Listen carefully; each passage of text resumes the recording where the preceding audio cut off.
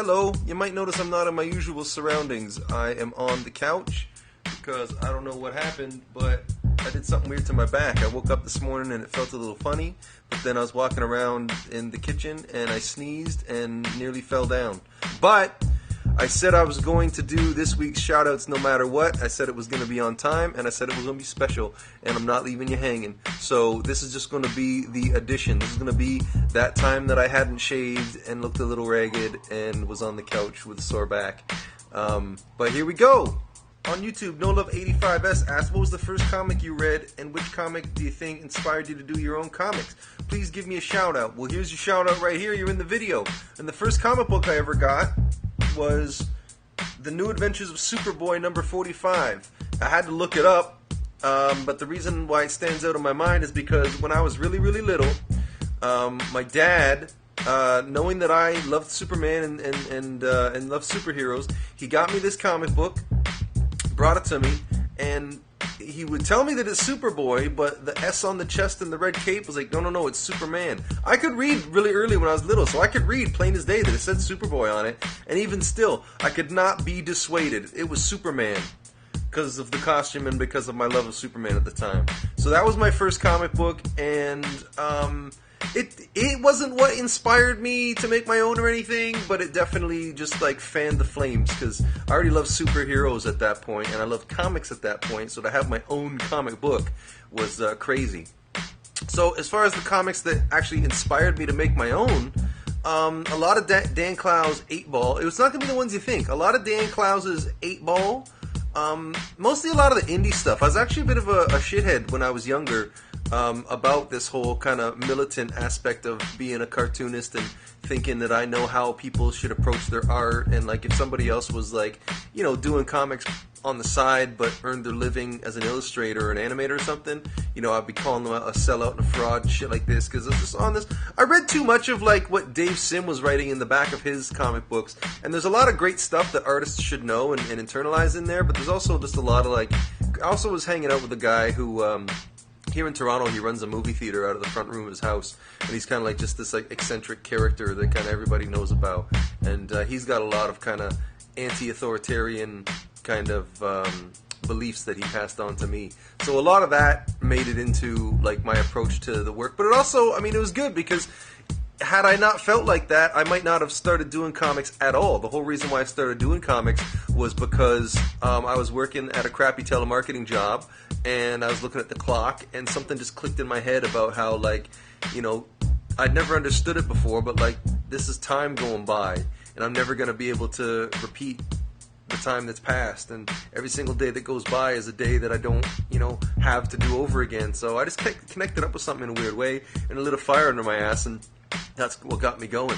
I probably could have stood to be a little nicer, but not nicer. Nicer's not the word. I think it's more just that, you know, I was the guy who would show up to like a zine fair and put up a banner that says #1 cartoonist in the world live in person and shit like that. Because I was just like, I was hungry, and I was like, you know, trying to like make moves, and I think a lot of people took that wrong, and so it's a bit of an iconoclastic figure in the scene. But yeah, so that's a bit about my early history and inspirations, perhaps more than you even wanted to know. On Twitter, Lindy Glow wants to know, Sean, how do you rap so rough and yet classy? Well, it's hard to say, but I'll give it a try. You ask the reasons and I'll tell you why. I do it like this, I do it like those. I do certain things as the ones you chose. Least I hope you paid your bucks and see me live if you're in some lucks.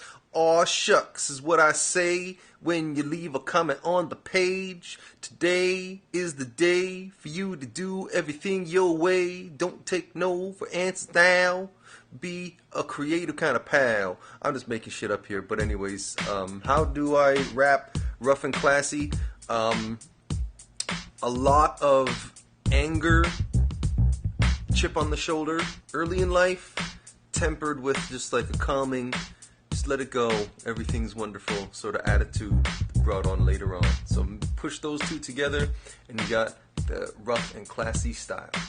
Here's a first for the shout out videos. It's a comment from Tumblr. It's Hillian Hero commented on the Wolverine video. So awesome! Hope to see them and maybe more X-Men characters in future videos. Well, you're going to see them. That's why I included this comment, just to give you the heads up that Fan Expo, the third largest comics convention in North America, is coming up in Toronto in just a couple weeks, and we got some plans for a bunch of videos there that are going to knock your socks off, so get ready. Instagram shoutouts, XXMinorX, I hope I said that right. He posted the logo from my show, and the comment on it was, best YouTube show ever. Well, thank you very much, and you're awesome, and you get a like from me, and spread the word. And thanks for watching. Also on Instagram, props to I Love Hockey Drew, and our Sanborn for being the latest peoples to fill up my page with likes. Thank you. I got a comment from Mitch on my Facebook saying, you are my idol, just thought I'd let you know. Well, Mitch, I hope I'm not letting you down by being laid up on the couch today, but I hope that you're also inspired by the fact that it didn't stop me from doing my shout-outs. But seriously, like I was walking around that whole day after seeing that comment, just like, that's pretty cool, thank you. Roxanne asked me, what was the thing that struck you the most when you watched your first superhero movie? Well, this is an easy answer, because the first superhero movie I ever saw was the 1966 Adam West Batman movie.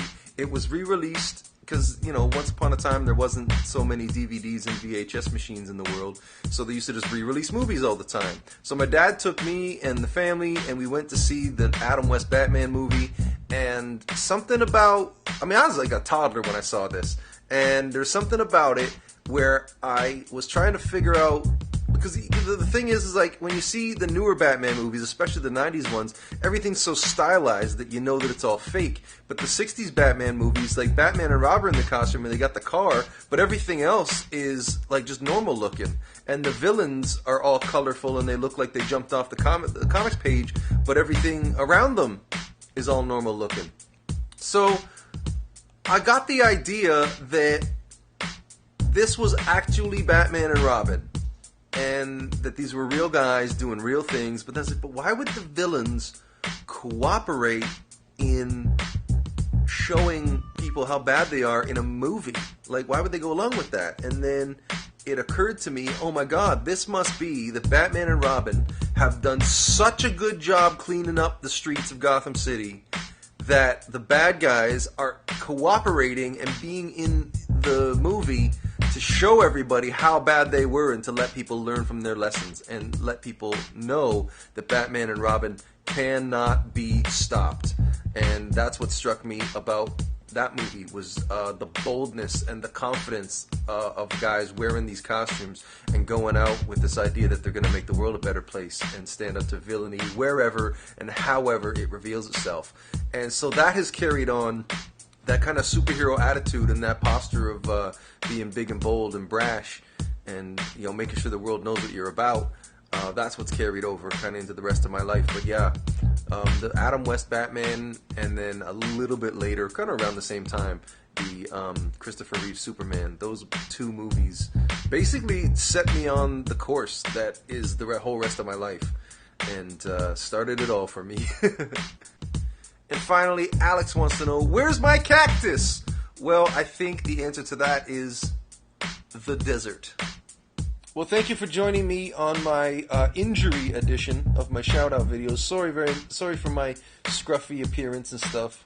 I'm just gonna after I post this video, I'm going to recover. I'm gonna catch up on some viewing that's behind, and I'm going to work some more on the lightsabers, because I got to get my lightsaber video up for YouTube Geek Week.